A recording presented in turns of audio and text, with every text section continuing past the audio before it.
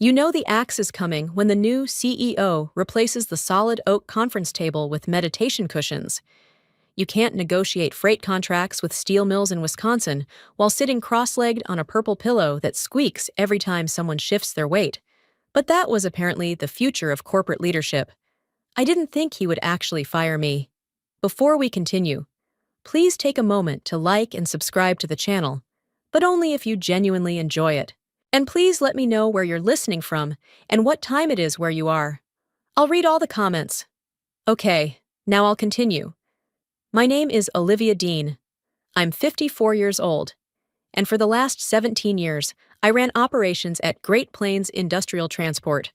Before that, I spent 8 years in the Navy managing logistics for everything from aircraft carriers to supply runs across the Persian Gulf. I started working in logistics when I was 18, left the service at 26, and moved straight into civilian freight operations. Over the years, I became the reason 285 warehouses across 12 states ran like clockwork. I'm the reason our drivers never got stranded in Nebraska with broken forklifts and no spare parts. I'm the reason the Midwest's factories kept receiving steel, equipment, and machinery exactly when they needed it. Logistics looks simple from the outside boxes. Trucks, warehouses. But under the surface, it's a living system of scanners, routing software, dispatch algorithms, and financial verification protocols tied directly to our lenders. And most of it depended on systems I had built or modified over nearly 2 decades. The CEO's office was a glass cube overlooking the operations floor. He liked calling it a transparency pod. The place smelled faintly of essential oils and expensive coffee. And the desk in front of him looked like it had been carved out of recycled bamboo. He smiled at me the way executives smile when they've already decided your future. "Olivia," he said, folding his hands together like he was about to start a meditation session.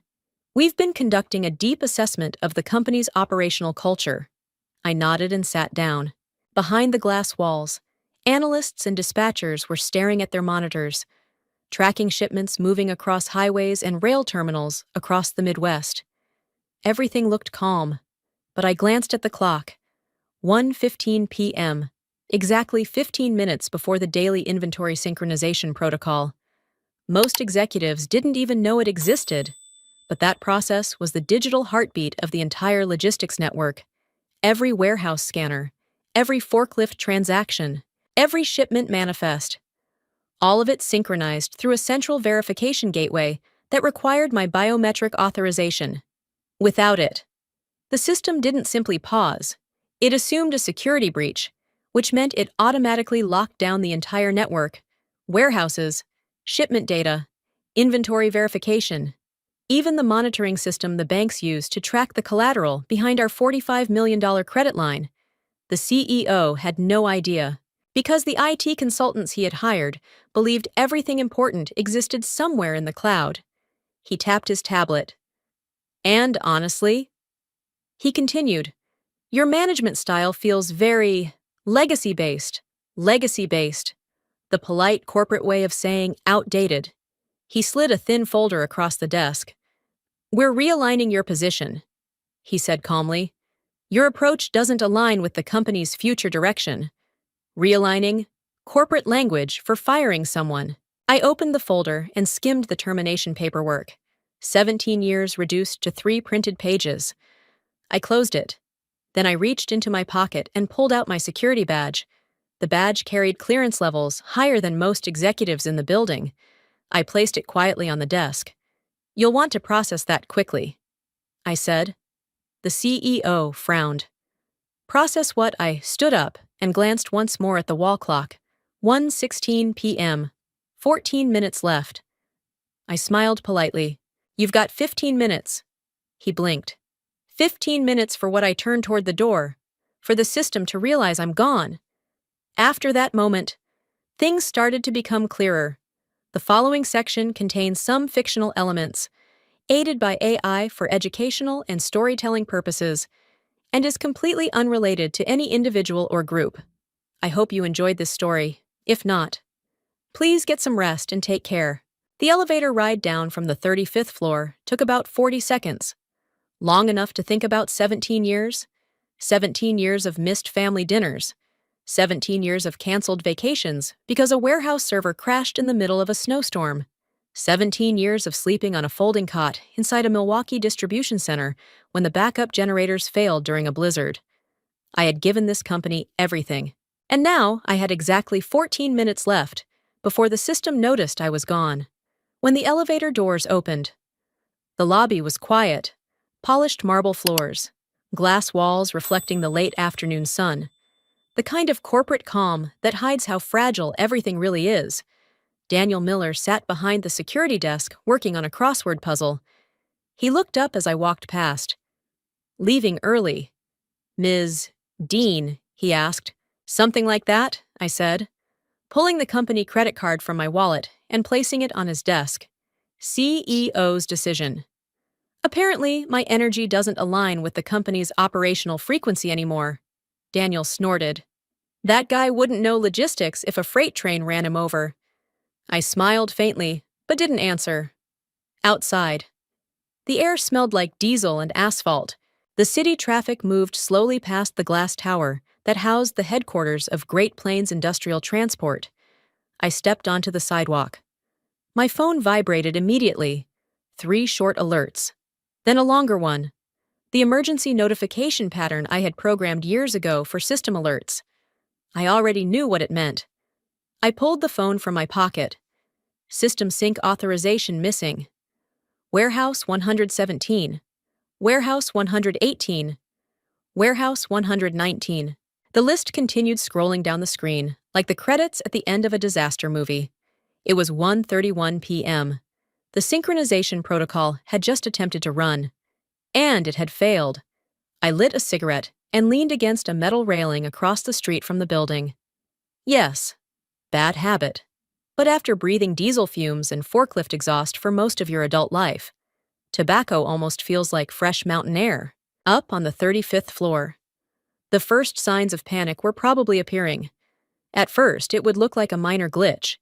The new CEO would glance at the real-time profit dashboard he had installed, one of those flashy systems executives love, because it turns complicated operations into simple, colorful graphs, but instead of the usual green numbers.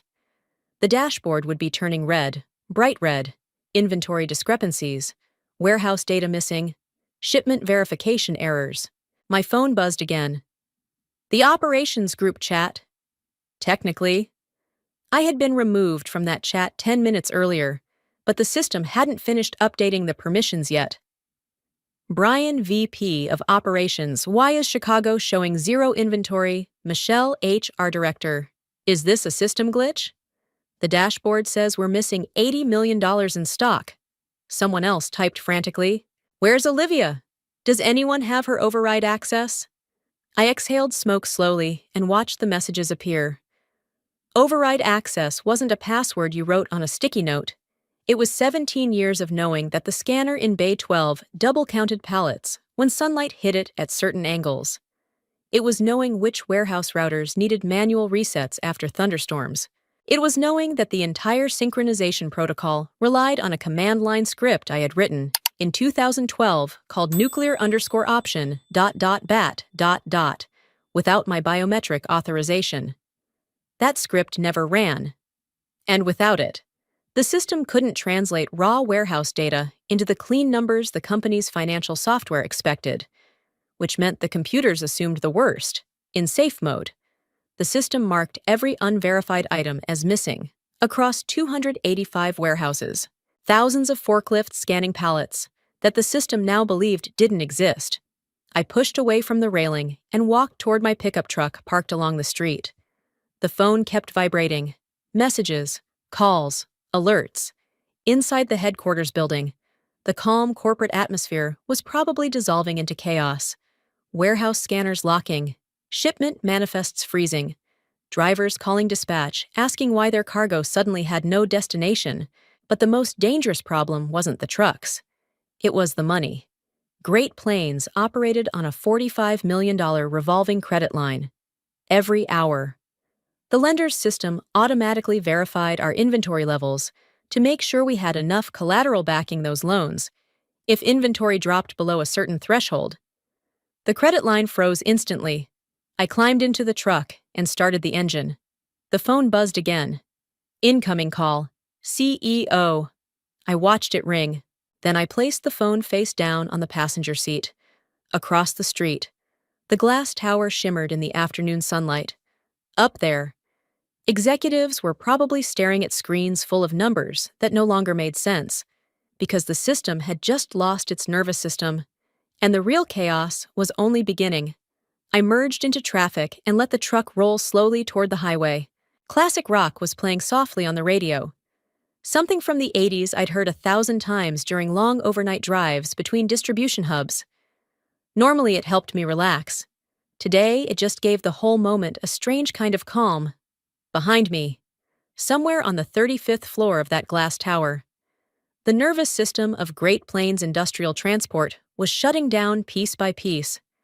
The inventory sync had already failed. Now the real damage would begin. Most people think a logistics company runs on trucks and warehouses. It doesn't. It runs on trust. Trust between warehouses and dispatchers. Trust between drivers and customers. And most importantly, trust between the company and the banks financing its operations. Every hour, an automated system checked the company's inventory levels. The lenders didn't physically count pallets of equipment or steal shipments. They relied on our internal database to verify that the assets we claimed to hold actually existed. If those numbers suddenly dropped, the banks assumed one thing: fraud. My phone buzzed again. A text message this time. Sarah Bennett, Iowa Distribution Manager Olivia. Scanners are locked. Drivers backed up to the highway. What's going on? Sarah had worked for me almost 9 years. One of the best warehouse managers in the network. Good people. Didn't deserve the chaos that was coming. But logistics systems don't collapse politely. They collapse like dominoes. I glanced at the time on the dashboard. 2:00 p.m. Right on schedule. My phone vibrated violently in the cup holder. Another alert. Then another. Then a third. Finally, I picked it up and opened the notification. Inventory collateral verification. Failed credit facility status suspended. There it was. The $45 million revolving credit line had just frozen, according to the lender's monitoring system.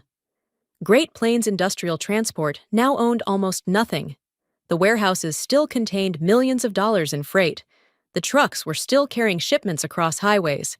But the computer system verifying those assets now believed every item was missing. And computers don't panic. They simply execute protocols. Inside headquarters, the executive floor was probably starting to understand the scale of the disaster. The CEO's dashboard would now show negative inventory across the network. The finance department would be watching the credit facility vanish.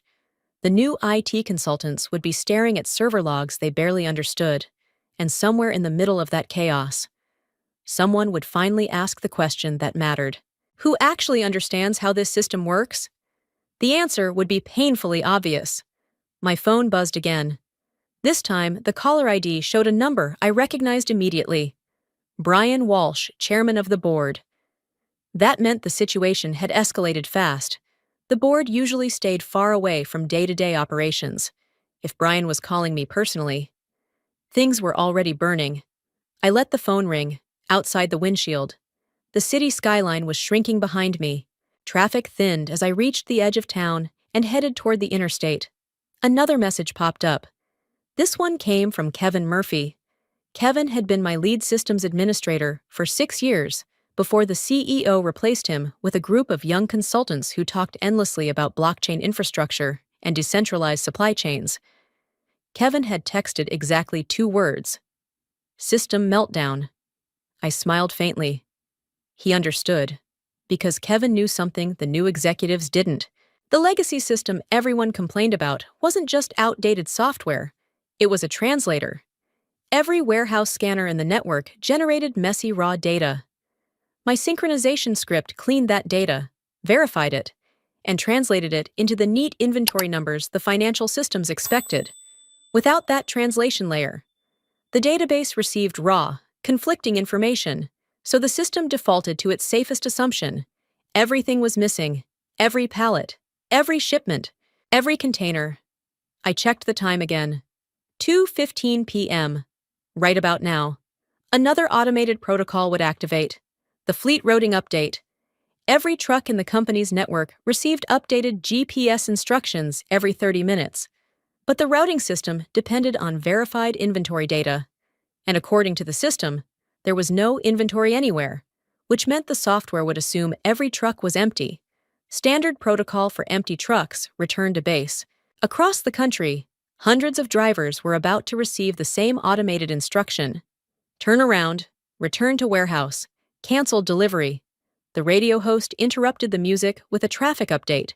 Reports are coming in of unusual congestion near several distribution corridors across the Midwest. Drivers are advised to expect delays. I laughed quietly. They had no idea what kind of traffic problem was about to unfold. 800 trucks don't just change direction without consequences.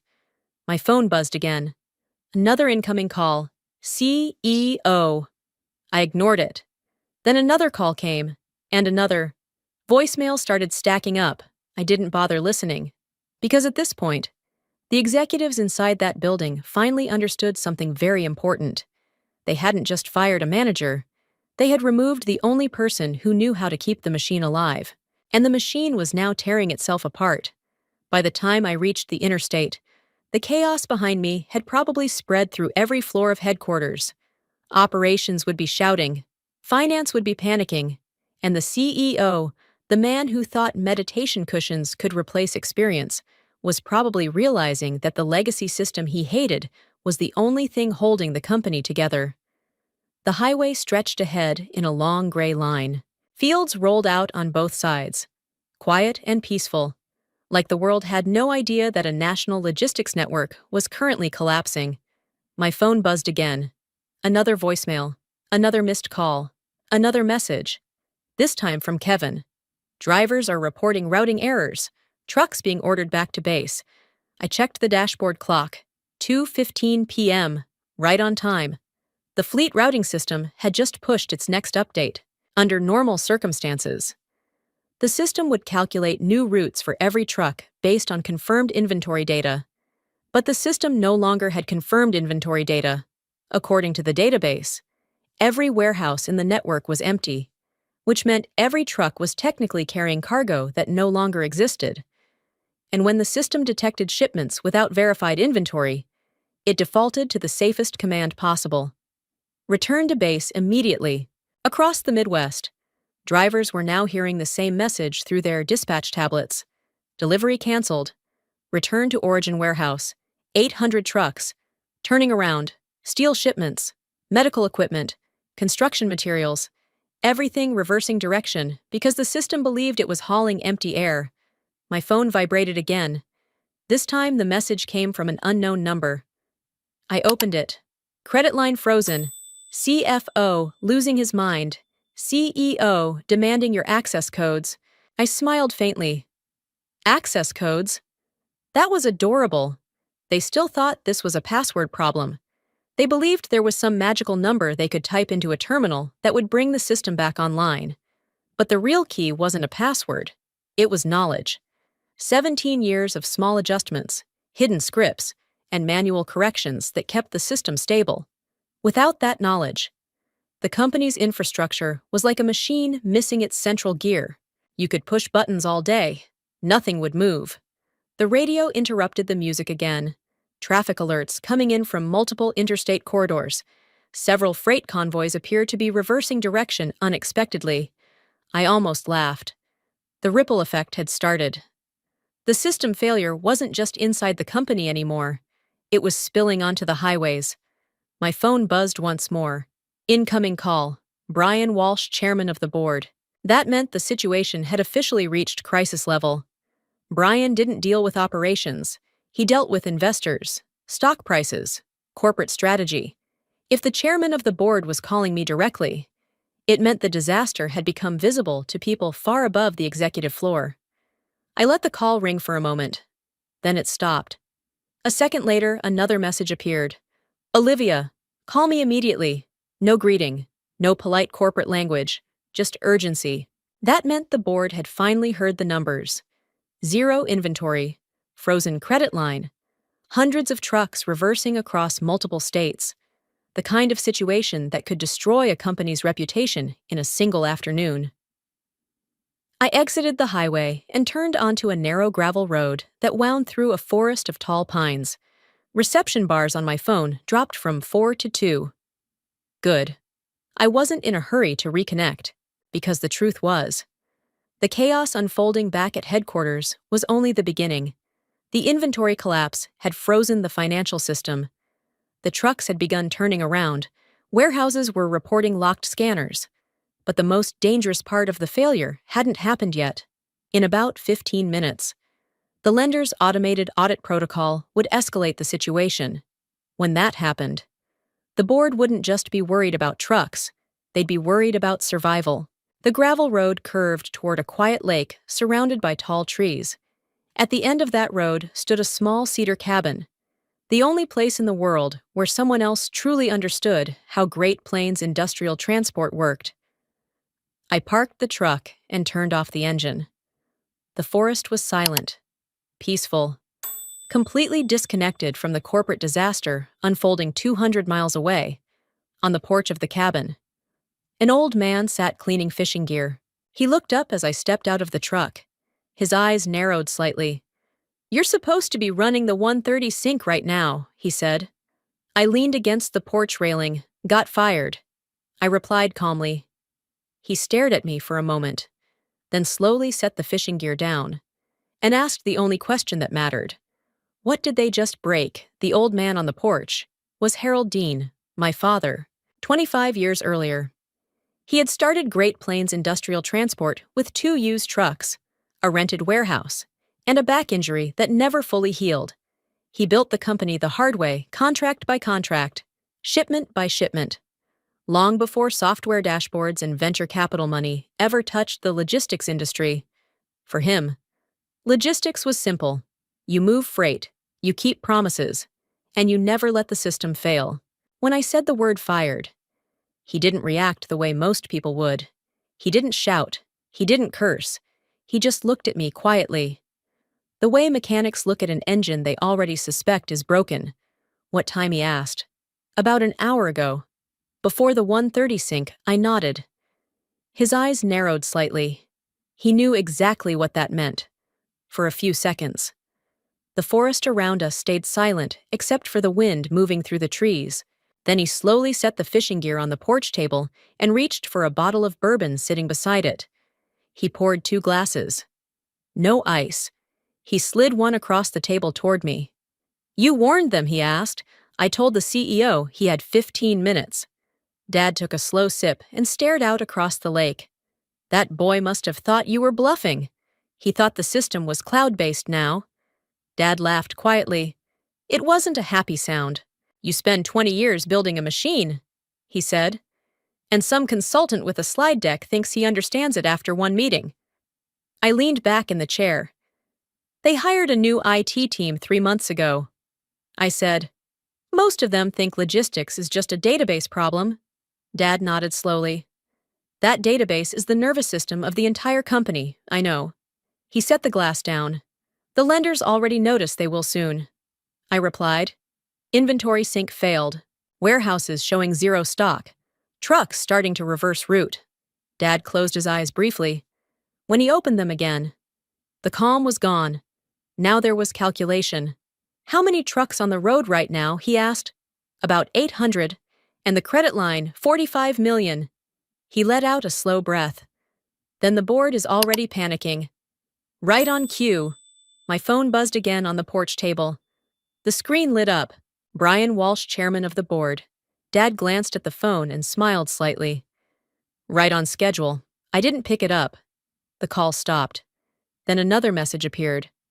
"Olivia, we need to resolve this immediately." Dad chuckled softly. "Translation," he said. "They finally understand they broke something important." The phone rang again.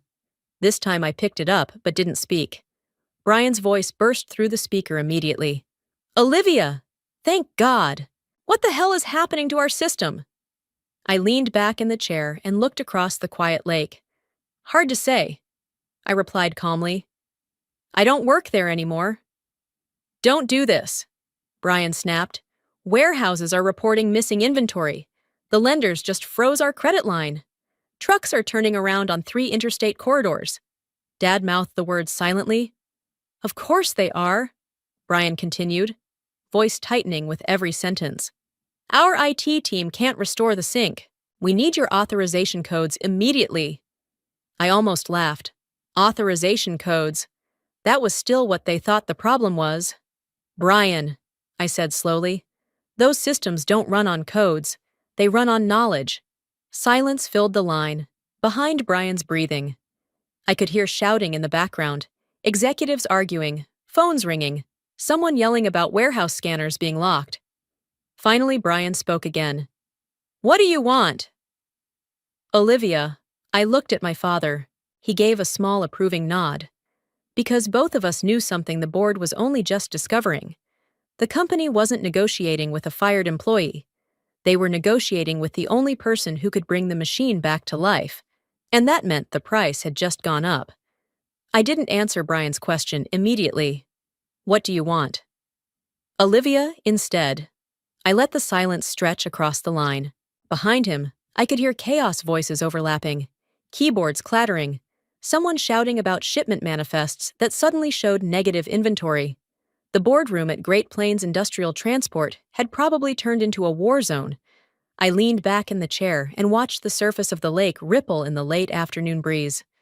Olivia, Brian said again, his voice tighter now. We need to resolve this situation immediately. I finally spoke. That's interesting, I said calmly. About an hour ago, I was told my operational frequency didn't align with the future of the company. More shouting in the background. Brian lowered his voice. That was a misunderstanding. No, I replied. It was a termination. Dad chuckled quietly beside me. Brian continued, forcing patience into his tone. Look, the CEO acted prematurely. The situation has escalated beyond what anyone expected. That was the closest a corporate chairman would ever come to saying we made a catastrophic mistake. I glanced at my father again. He mouthed one word. Price. I took a slow sip of bourbon. Before we discuss anything, I said, tell me what your dashboards are showing right now. Brian hesitated. Then he answered, inventory across the network is showing 0. Correct. Our credit facility has been suspended. Also correct. And about 300 trucks have already reversed their routes. Dad raised an eyebrow. Only 300, he whispered. I covered the phone and shrugged. Brian continued, his voice now strained. If this continues another hour, our lenders will escalate the audit protocol. I knew exactly what that meant. A full collateral investigation, which meant investors, which meant regulators, which meant headlines. Sounds stressful. I said, Olivia, Brian snapped, finally losing patience. What do you want? I leaned forward slightly. First, I said, I don't come back as an employee. Silence filled the line. I return as Vice President of Operations. Brian didn't answer immediately. Behind him, someone whispered urgently. He came back on the line. That's a significant change. Your trucks are currently turning around across 3 states, I said calmly. Would you like to discuss titles or freight movement? Another pause. Fine, Brian said finally. Vice President. Second condition, I continued. My operations team is reinstated immediately. Dad smiled. Kevin Murphy, Sarah Bennett, the entire system staff that was replaced. Brian exhaled loudly. That will require HR review. Your warehouses are already frozen. I replied. Take your time reviewing. More shouting behind him. Finally, Brian sighed. Fine. Continue. Third, I said. Full operational autonomy. No consultants interfering with logistics systems. No digital transformation committees. No meditation workshops for warehouse supervisors. Dad burst out laughing. Brian didn't. That's unusual, he said, So is losing your entire inventory in under an hour. More silence. Agreed, Brian said quietly. Dad leaned forward now. One more thing. I nodded slightly. Final condition. I said, the CEO is removed from operational authority. That triggered immediate noise on the line. Someone protested loudly. Another voice argued back. Brian came back, his voice careful now. She's part of the leadership structure. She's the reason your system is collapsing. Dad leaned closer to the phone. Brian, he said suddenly, his deep voice cutting through the argument like a chainsaw. This is Harold Dean. The shouting in the background stopped instantly. The founder speaking changed everything. You listen carefully, Dad continued. My daughter built the operational backbone of that company. You removed her. Now the backbone is gone. Brian cleared his throat. Harold, we understand the seriousness of the situation. No, Dad replied calmly. You're just starting to... Then he leaned back and nodded to me. Your move. I returned to the phone. You want the system back online, I said. Then we finish these negotiations. Because right now, Great Plains Industrial Transport wasn't running. And every minute the system stayed down. The price of fixing it kept rising. The boardroom stayed silent after my father finished speaking. On the other end of the line, I could hear the low murmur of executives whispering to each other, papers shuffling, someone pacing across the floor.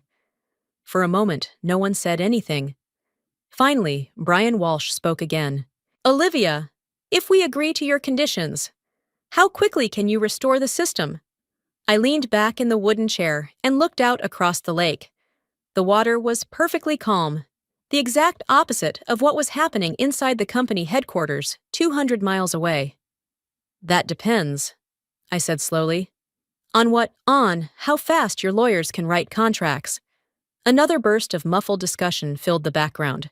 I could practically picture the room, the chairman at the head of the table, the legal team flipping through documents, the finance executives staring at screens showing numbers that no longer made sense. Fine, Brian said. We'll draft the agreements immediately. Dad raised an eyebrow and mouthed good. But Brian wasn't finished. Olivia, we need you to bring the system back online as soon as possible.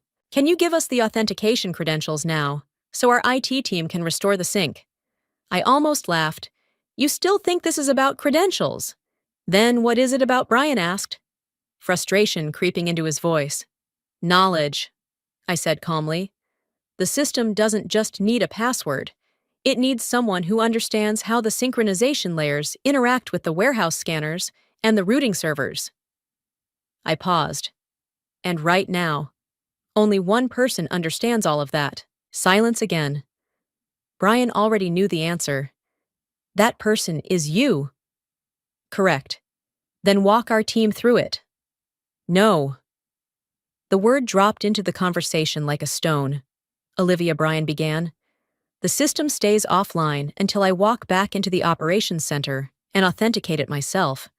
The reaction on the other end was immediate. Someone protested loudly. Another voice shouted something about losses per minute. Dad leaned back in his chair. Enjoying the moment, Brian's voice returned. Strained but controlled. Why can't you just do it remotely? Because the authentication protocol requires a physical biometric confirmation. That's ridiculous. It's secure. More arguing erupted behind him. Finally, Brian returned to the phone. How long until you can get here? I glanced at the dashboard clock inside my truck parked beside the cabin. About 2 hours. 2 hours, Brian nearly shouted. Brian, I said calmly, your trucks are already stopped across multiple highways. Your credit line is frozen. Your warehouses are locked. I let that sink in. 2 hours isn't going to be the part that ruins your day. Dad chuckled quietly beside me. Brian exhaled sharply. Fine, he said. Contracts will be prepared immediately. They'll be signed before you arrive. Good. And Olivia.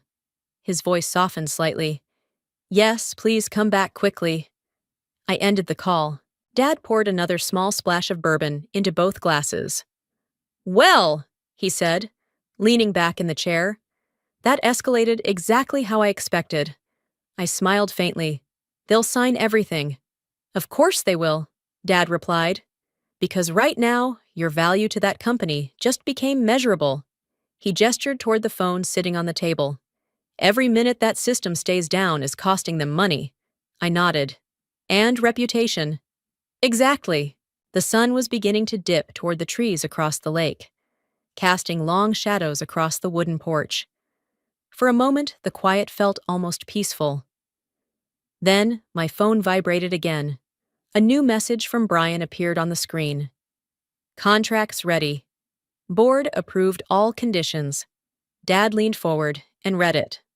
Well, he said with a grin, looks like the company just rehired its most valuable asset. I stood up and picked up my truck keys, because now it was time to go back and restart the machine. And when I walked back into that building, everything was going to change. The sun was already dropping toward the horizon when I started the truck. Dad climbed into his old Silverado behind me, the same pickup he had driven for nearly 15 years. The paint was faded. The engine growled like an aging dog, but it still ran like a tank, just like him. We pulled away from the cabin and rolled slowly down the gravel road toward the highway. For a few minutes, neither of us spoke. The forest thinned, and soon the interstate stretched out ahead of us again. Traffic was heavier now, commuters heading home, delivery vans rushing through the evening rush. Mixed in among them were something else. Freight trucks. Lots of them. Some were parked along the shoulder with their hazard lights flashing. Others were pulling slow U-turns at the next exits, trying to obey the routing instructions their onboard tablets had just received. The system had told them to return to base, and drivers trust the system. My phone buzzed again. Message from Sarah Bennett. Dispatch says every route is reversing. Drivers are furious. What's going on? I typed a quick reply. Hold tight. System will stabilize soon. That was the most reassurance I could give, because the truth was, the longer the system stayed down, the more pressure the board would feel, and pressure made negotiations easier. About 30 minutes into the drive, my phone rang again. Brian. This time I answered. Olivia, he said immediately, his voice tight. Where are you on the interstate? Good. Listen carefully. We've confirmed that almost 600 trucks have already reversed routes. I nodded, even though he couldn't see it. Expected. The lenders have escalated the audit protocol. Also expected. And investors are calling every 10 minutes asking why our inventory reports show zero assets. I merged into the left lane and passed a line of slow-moving freight trucks. Brian, I said calmly, this is exactly why I asked for operational autonomy. He didn't respond, because he knew I was right. The company had built a fragile system over 2 decades, then handed control of it to people who barely understood how it worked. Now the consequences were unfolding in real time. Olivia, Brian said quietly after a moment, the CEO is demanding to join the conference call when you arrive. I laughed. No. Silence on the line. That's not your decision, he said carefully. It is now. Another pause. Why? Because the person who caused the collapse shouldn't be involved in fixing it. Brian didn't argue. He knew the board had already agreed to that condition. Fine, he said finally, but the executives will be waiting for you when you arrive. Good. I ended the call. The city skyline slowly appeared ahead of us, glowing orange in the fading sunlight. Dad pulled his truck alongside mine at a stoplight and rolled down the window. How bad is it? He asked. About 600 trucks reversed already. He whistled. That'll make the evening news. Probably. The light turned green and traffic began moving again. As we approached the downtown exit, my phone buzzed with another notification. Kevin Murphy. System logs show full database instability. If they try to force a reset, they could wipe everything. I typed back immediately. Tell them not to touch anything. Already tried. He replied, They're panicking. I shook my head. Executives under pressure always want to push buttons, but logistics systems aren't like office software. You don't fix them by restarting servers. You fix them by understanding how the pieces fit together. And right now, I was the only person who still understood that puzzle. The headquarters tower appeared ahead of us, glowing with lights on almost every floor. The place looked like a disaster movie command center, which, in a way, it was. Dad parked beside me in the company lot. We stepped out of our trucks and walked toward the entrance. Through the glass doors, I could already see executives clustered around the security desk. They turned the moment I walked in. The panic on their faces told me everything I needed to know. The machine had been running without its operator for 3 hours, and it was finally falling apart. I nodded toward the elevators. "Let's go upstairs," I said, because now it was time to bring the system back to life.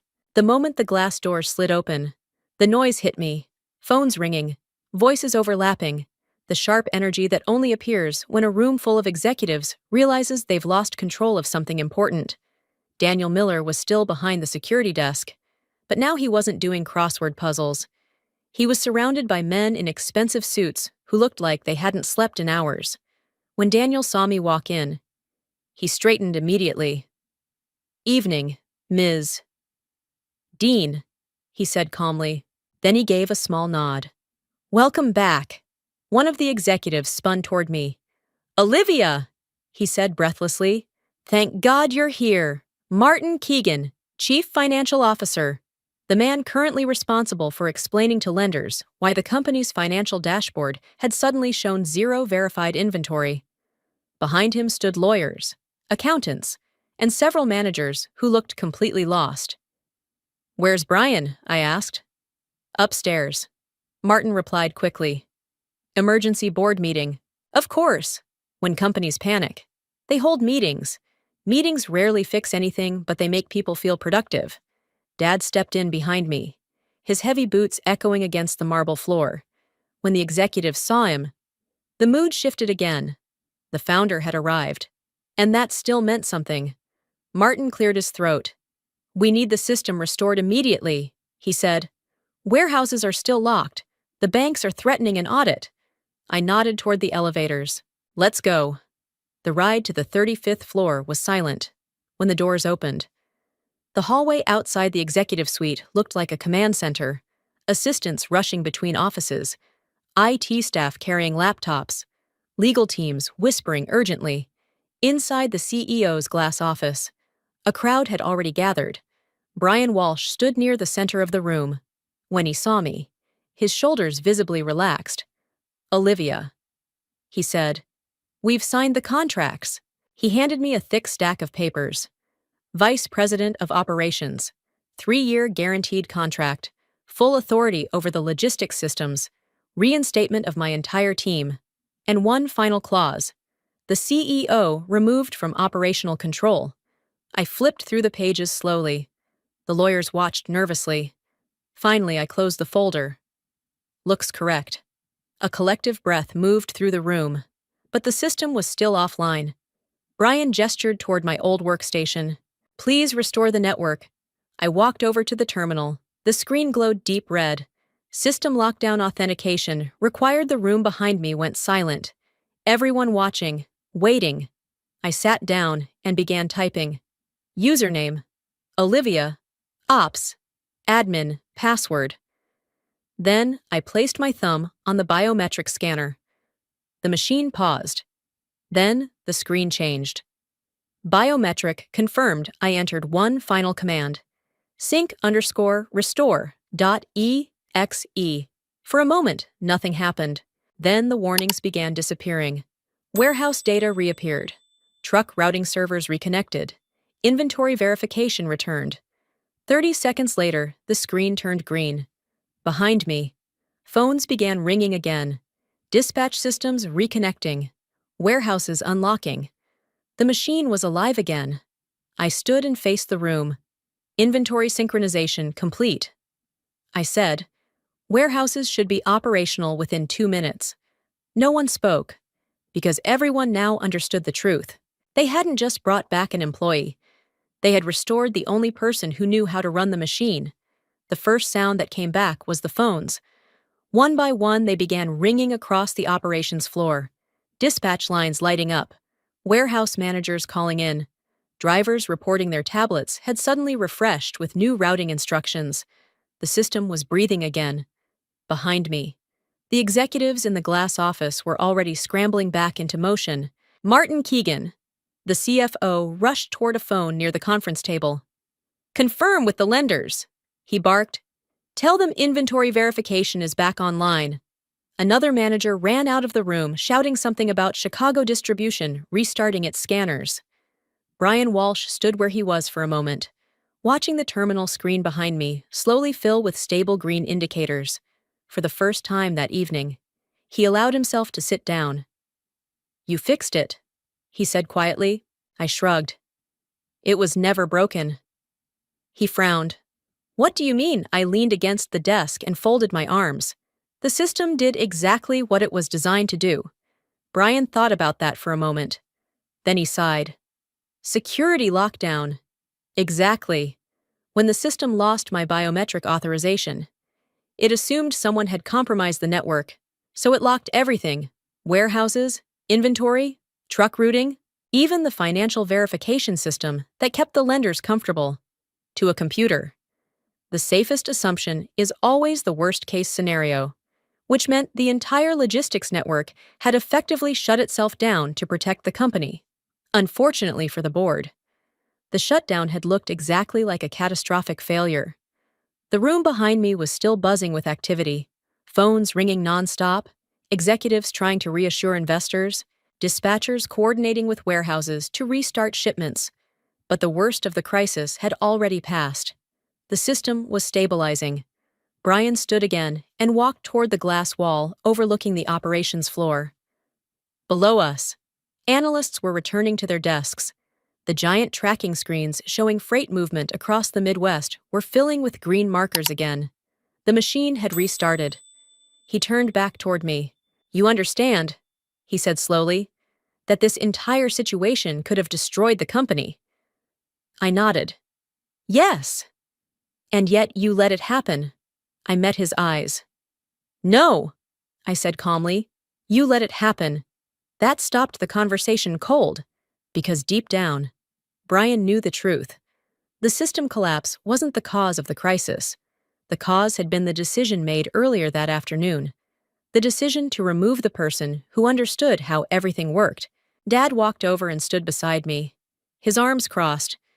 "You spent 25 years building that company," Brian said to him. Dad shrugged. "Then maybe you should have listened when I told the board not to mess with operations." Brian rubbed his forehead. "That advice will be taken more seriously in the future." Good. The operations screens continued stabilizing, new truck routes appearing, warehouse scanners reporting verified inventory, dispatch software reconnecting to the lender's collateral monitoring system. Within 10 minutes, the credit line would be fully restored. Within 30 minutes, the freight network would be moving again. Brian finally extended his hand toward me. "Welcome back, Vice President Dean." I shook it once, firmly. But the celebration ended quickly, because the real work hadn't even started yet. I glanced around the glass office. The meditation cushions were still sitting in the corner where someone had stacked them earlier that afternoon. I pointed at them. "First operational change." Brian looked confused. "What, those go?" Dad laughed quietly. The executives exchanged uncertain looks, but nobody argued, because 3 hours earlier, the company had lost control of the machine, and now everyone in the building understood something important. The person running operations wasn't just another manager. She was the one person who knew where every hidden gear in the system lived, and if those gears stopped turning again, the entire company would stop with them. By the time the operations floor finally calmed down, it was well past midnight. The frantic phone calls had slowed to a steady rhythm.